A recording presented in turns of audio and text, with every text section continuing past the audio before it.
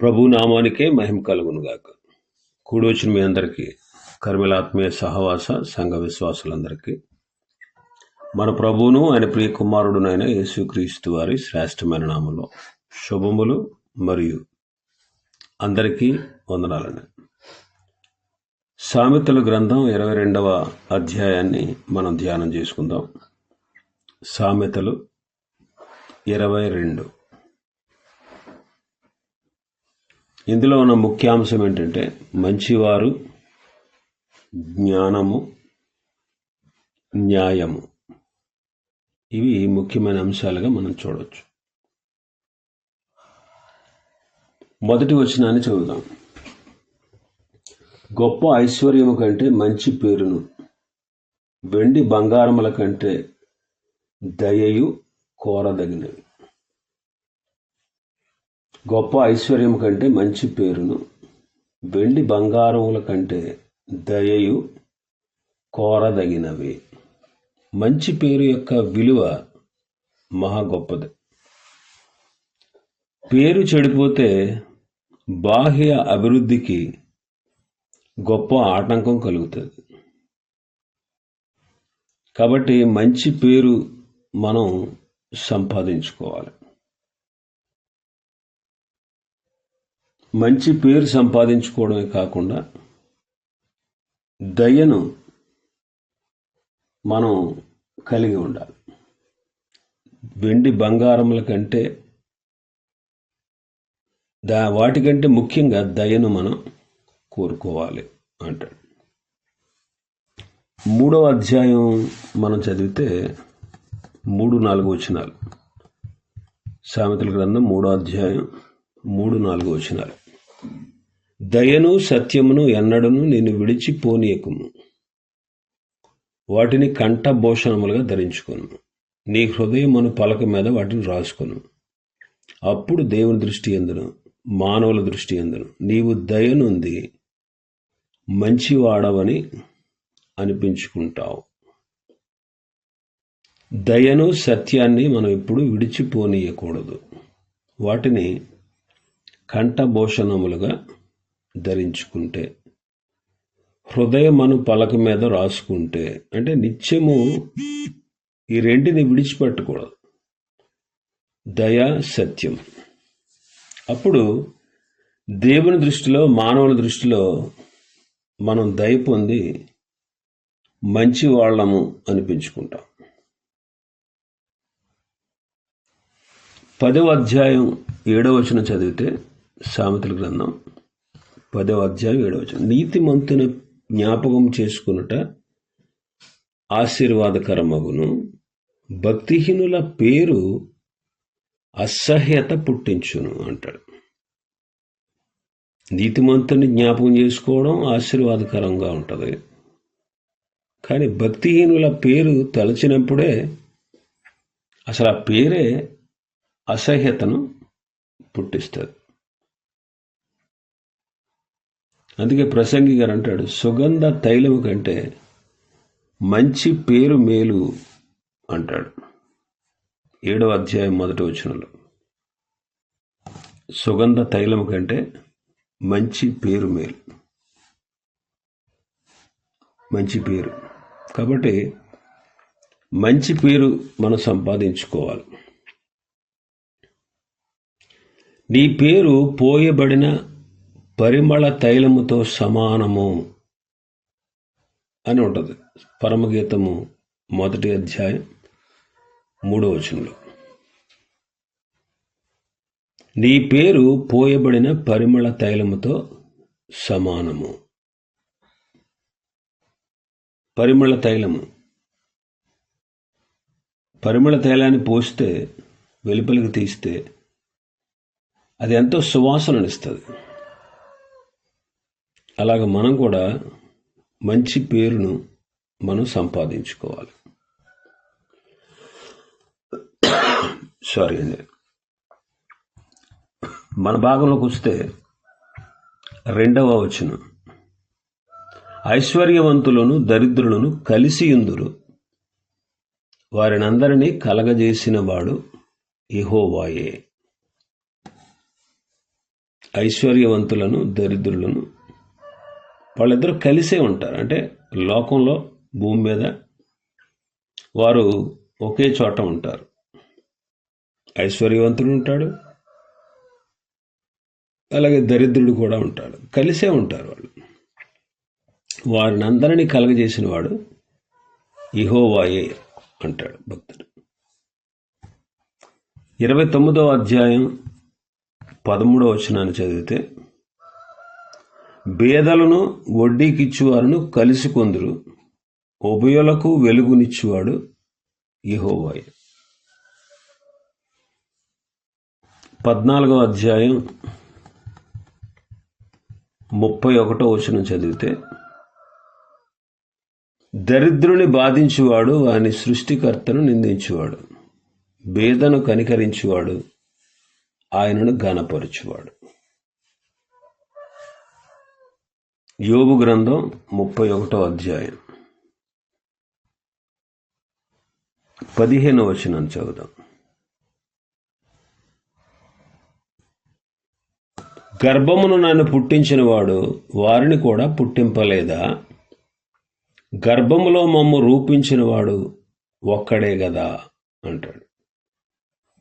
ఇక్కడ యోబు తన విషయాన్ని గురించి చెప్పుకుంటూ, నా పనివాడైనా నా పనికత్తైనా నాతో వ్యాజ్యమాడగా నేను వారి వ్యాజ్యమును నిర్లక్ష్యం చేసిన ఎడల దేవుడు తీర్పు తీర్చడానికి లేచినప్పుడు నేనేం చేయగలను?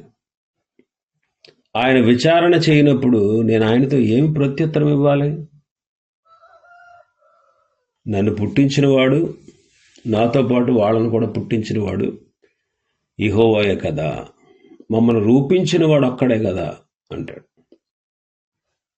కాబట్టి ఐశ్వర్యవంతులు దరిద్రులు ఇద్దరు కలిసే ఉంటారు. కాబట్టి ఒకరి ఎడల ఒకరు పరస్పర సహకారాలు అందించుకోవాలి. అంతేగాని భేదవాడని దరిద్రుడని తక్కువ చూడకూడదు. ధనవంతుడని గొప్పవాడుగా మనం ఎంచకూడదు. ఇద్దరిని కలగజేసిన వాడు ఆయనే. కాబట్టి నీ చేతనైతే నీవు సహాయం చేయి, వారికి నీ సహాయాన్ని అందించు. అంతేగాని వాళ్ళని నిందించి అవమానపరిచి అలా ప్రవర్తించకూడదు మనం. ఇంకా 3వ వచనం మనం చదివితే మన భాగంలో, బుద్ధిమంతుడు అపాయము వచ్చుట చూచి దాగును, జ్ఞానము లేనివాడు యోచింపక ఆపదలో పడును.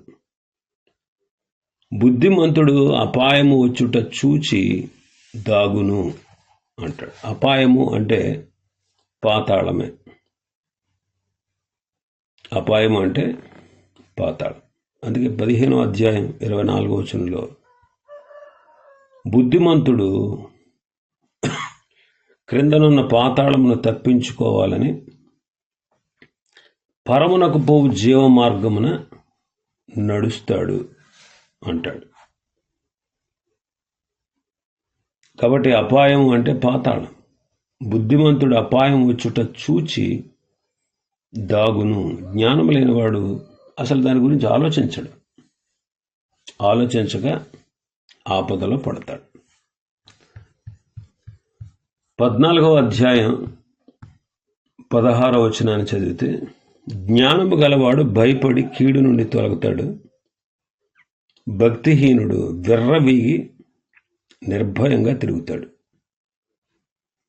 జ్ఞానము గలవాడైతే భయపడి కీడు నుండి తొలగిపోతాడు. 27వ అధ్యాయం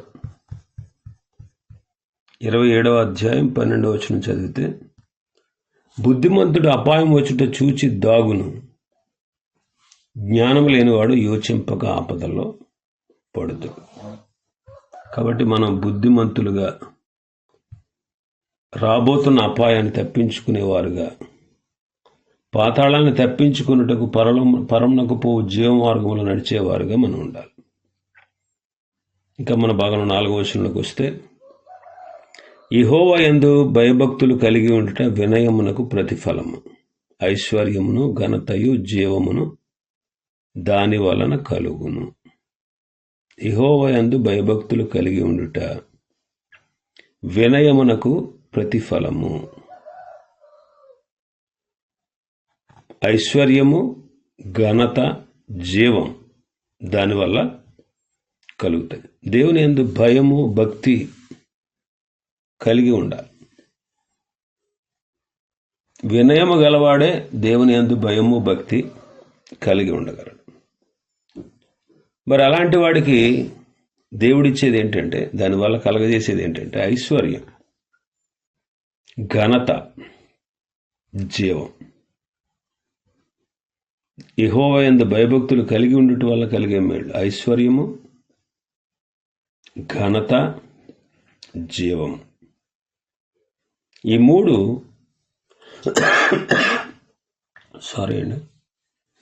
యెహోవా యందు భయభక్తులు కలిగి ఉండుట వలన కలుగుతాయి. యెహోవా యందు భయభక్తులు అనే మాట ఈ సామెతల గ్రంథంలో 14 సార్లు రాయబడింది. ఒకవేళ దేవుని ఎడల మనకు భయం లేదనుకోండి, మనం పాపం చేసేస్తాం. ఆదికాండం 20:11 అబ్రహాం గారు అంటారు, ఈ స్థలమందు దేవుని భయము బొత్తిగా లేదు అంటాడు. ఈ స్థలమందు దేవుని భయం బొత్తిగా లేదు, అందుకే నేను అబద్ధం ఆడాల్సి వచ్చింది అంటాడు.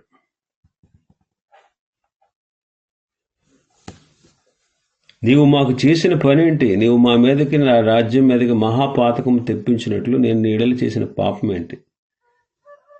చెయ్యరాని కార్యాలు నాకు చేసితివని అబీమెలెకు అబ్రహామును పిలిచి అడుగుతాడు.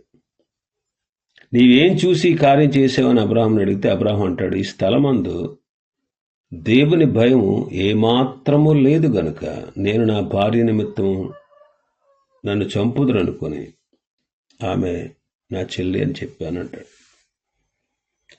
దేవుని భయం ఉంటే పాపం చేయం. దేవుని భయం ఉంటే పాపం చేయం. ఆదికాండం 20 నిర్గమకాండం 20:20 చదివితే ప్రభు దిగి వచ్చి మాట్లాడుతున్నాడు. ప్రజలందరూ ఆ ఉరుములు, ఆ మెరుపులు, ఆ బోరధ్వని, ఆ పర్వతం మీద దోమ చూసి భయపడి మోషేతో అంటారు, నీవు మాతో మాట్లాడు, మేము వింటాం. దేవుడు మాతో మాట్లాడిన ఎడల మేము చనిపోతాము అంటారు వాళ్ళు. అందుకు మోషే అంటాడు, భయపడకుడి, మిమ్మును పరీక్షించడానికి మీరు పాపము చేయకుండానట్లు ఆయన భయము మీకు కలగడానికి దేవుడు ఏం చేశాను అని ప్రజలతో చెప్పాడు. ఆయన భయం మీకు కలగాలని, మీరు పాపం చేయకుండానట్లు అంటున్నాడు. భయం ఉంటే, దేవుని భయం ఉంటే పాపం చేయం. కీర్తనకారుడు 34వ కీర్తనలో 11వ నుంచి మాట్లాడుతున్న మాటలు, పిల్లలారా వచ్చి మీరు నా మాట వినండి, యెహోవా యందలి భయభక్తులు మీకు నేర్పుతాను. బ్రతకగోరువాడు ఎవడైనా ఉన్నాడా? మేలు నొందుచు అనేక దినములు బ్రతుకుగోరువాడు ఎవడైనా ఉన్నాడా?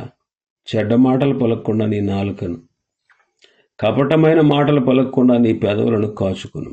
కీడు చేయుట మాని మేలు చేయుము, సమాధానము వెదకి దాన్ని వెంటాడు. యెహోవా దృష్టి నీతిమంతుల మీద ఉన్నది, ఆయన చెవులు వారి మొరలకు ఒగ్గి ఉన్నవి. కాబట్టి భయభక్తులు నేర్పుతాను రండి అంటున్నాడు భక్తుడు. యెహోవా యందలి భయభక్తులు మీకు నేర్పుతాను. సామెతల గ్రంథంలో 8:13 మనం చదివితే 8:13 యెహోవా యందు భయభక్తులు కలిగి ఉండుట చెడుతనమును అసహించుకొనుటయే. గర్వం, అహంకారం, దుర్మార్గత, కుటిలమైన మాటలు నాకు అసహ్యము అంటారు. కాబట్టి భయం ఉంటే పాపం చెయ్యము. యెహోవా యందలి భయభక్తులు కలిగి ఉంటే ఐశ్వర్యం కలుగుతుంది. ఐశ్వర్యం కలుగుతుంది. నా కుమారుడా, నా ఉపదేశం మరొకకు, నా ఆజ్ఞలు హృదయపూర్వకంగా గైకో. అవి నీకు దీర్ఘాయువును, సుఖజీవంతో గడుచు సంవత్సరాలని, శాంతిని నీకు కలగజేస్తాయి అంటాడు భక్తుడు. 21వ అధ్యాయంలో కూడా మనం చదివాం కదా దినం. 21వ అధ్యాయం 20-21 వచనాలు. విలువ గల ధనము, నూనెయు, జ్ఞానులు అంటుండును, బుద్ధిహీనుడు దాన్ని వేయపరచును. నీతిని, కృపను అనుసరించేవాడు జీవమును, నీతిని, ఘనతను పొందును అంటాడు. ఇంకా మన భాగంలోకి వస్తే 5వ వచనం. ముండ్లును, ఉరులును మూర్ఖుల మార్గంలో ఉన్నవి, తను కాపాడుకునేవాడు వాటికి దూరముగా ఉండును అంటాడు. మూర్ఖుల మార్గంలో ఏమున్నాయంట? ముండ్లు, ఉరులు అంటే మరణం, ఆ మార్గంలో ఉన్నాయి. తనను కాపాడుకునేవాడు వాటికి దూరంగా ఉండాలి. తనను తాను కాపాడుకుంటాననుకున్నవాడు దూరంగా ఉంటాడు వాటికి. ఇక్కడ ముండ్లు, ఉరులు అనేవి బాధించి బంధించేటువంటి కీడులను, ఇక్కట్లను సూచిస్తున్నాయి. వాటిలో పడకుండా కాపాడుకోవడం ఎంతైనా అవసరం. యోహాను మొదటి పత్రిక 5వ అధ్యాయం 18వ వచనం చదివితే, దేవుని మూలముగా పుట్టినవాడు ఎవడను పాపము చేయడని ఎరుగుదుము, దేవుని మూలముగా పుట్టినవాడు తన్ను భద్రము చేసుకొనును గనుక దుష్టుడు వాణ్ణి ముట్టడు. తను భద్రం చేసుకుంటాడు, తను కాపాడుకుంటాడు. ఇంకా తెస్సలోనికీయులకు రాసిన మొదటి పత్రిక 4వ అధ్యాయం 3-4 వచనాలు చూస్తే, మీరు పరిశుద్ధులగుటే అనగా మీరు జారత్వమునకు దూరముగా ఉండుటే దేవుని చిత్తం. మీలో ప్రతివాడును దేవుని ఎరగని అన్యజనుల వలె కామాభిలాష ఎందు కాక పరిశుద్ధత ఎందును, ఘనత ఎందును తన ఘటమును ఎట్లు కాపాడుకొనవలను, అది ఎరిగియుండుటయే దేవుని చిత్తం. కాబట్టి మనం మూర్ఖుల మార్గంలో ఉండకుండా వాటి నుంచి మనల్ని మనం కాపాడుకోవాలి. ఇంకా మన భాగంలోకి వస్తే 6వ వచనం. బాలుడు నడవలసిన త్రోవను వానికి నేర్పుము, వాడు పెద్దవాడైనప్పుడు దాని నుండి తొలగిపోడు. బాలుడు నడవలసిన త్రోవను వానికి నేర్పుము. పిల్లలను పెంచడానికి గొప్ప ప్రోత్సాహకరమైనటువంటి మాట. బాల్యమందే తర్ఫీదు ఇవ్వడం అనేది అది చాలా ప్రాముఖ్యం. నడవవలసిన త్రోవను వాడికి నేర్పించడం ముఖ్యం.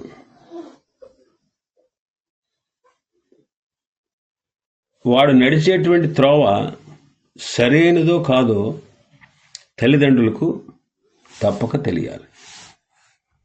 ఆదికాండం 18వ అధ్యాయం 19వ వచనంలో మనం చూస్తే, ప్రభువు అబ్రహామును గూర్చి మాట్లాడుతున్న మాట. ఎట్లనగా యెహోవా అబ్రహామును గూర్చి చెప్పినది అతనికి కలుగజేయనట్లు, తన తరువాత తన పిల్లలను, తన ఇంటివారును నీతి న్యాయములు జరిగించుచు యెహోవా మార్గమును గైకొనుటకు అతడు వారికి ఆజ్ఞాపించినట్లు నేను అతనిని ఎరిగి ఉన్నానని ప్రభు చెప్పిన మాట. అబ్రహాముని గురించి ఏం చెప్పారంటే, ఆయన తన పిల్లలను, తన ఇంటివారును, తన పిల్లలు, తాను, తన ఇంటివారు నీతి న్యాయములు జరిగించాలని, యెహోవా మార్గములు గైకొనాలని అతడు వారికి ఆజ్ఞాపించినట్లు నేను అతనిని ఎరిగి ఉన్నాను.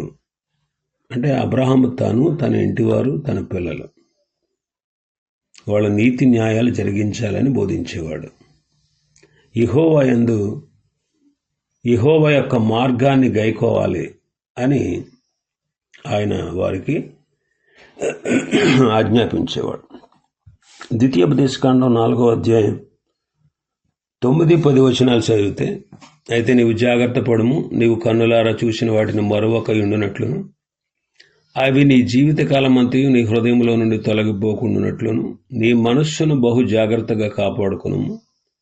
నీ కుమారులకును నీ కుమారుల కుమారులకును వాటిని నేర్పి, నీవు హోరేబులో నీ దేవుడిని యెహోవా సన్నిధిని నిలిచి ఉండగా, యెహోవా నా యొద్దకు ప్రజలను కూర్చుము, వారు ఆ దేశం మీద బ్రతుకు దినములన్నీ నాకు భయపడ నేర్చుకుని తమ పిల్లలకు నేర్పినట్లు వారికి నా మాటలను వినిపించదనని ఆయన నాతో చెప్పిన దినమును గూర్చి వారికి తెలుపుము.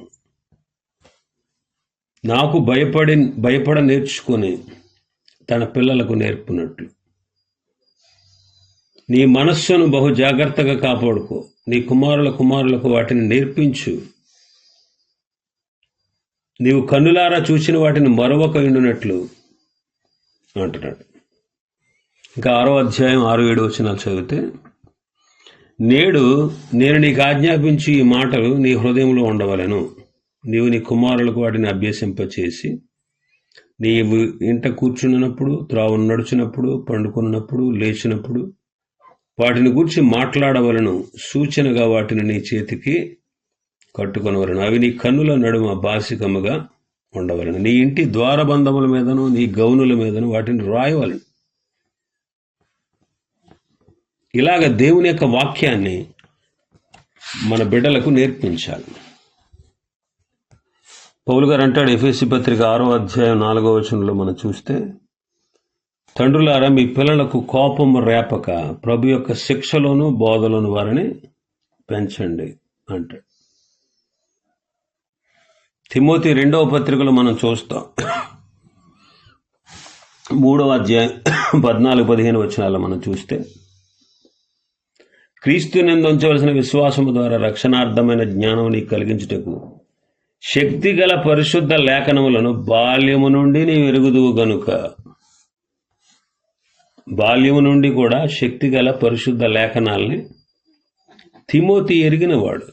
తిమోతి తల్లి, తిమోతి అవ్వ, వాళ్ళిద్దరూ కూడా విశ్వాసులు, భక్తిపరులు.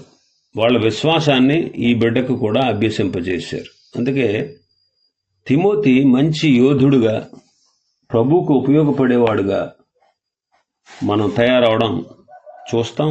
పరిశుద్ధ గ్రంథంలో తిమోతిని గూర్చిన మంచి సాక్ష్యం మనం చూస్తాం. ఇంకా చాలా విషయాలు ఉన్నాయి ఈ అధ్యాయంలో. ప్రభు చిత్తమైతే రేపటి దినం మరికొన్ని విషయాలు ధ్యానం చేసుకుందాం. దేవుడి వర్తమాన వాక్యాన్ని మన వినికిడిలో ఆశీర్వదించును గాక. ఆమేన్. ప్రార్థన చేసుకుందాం.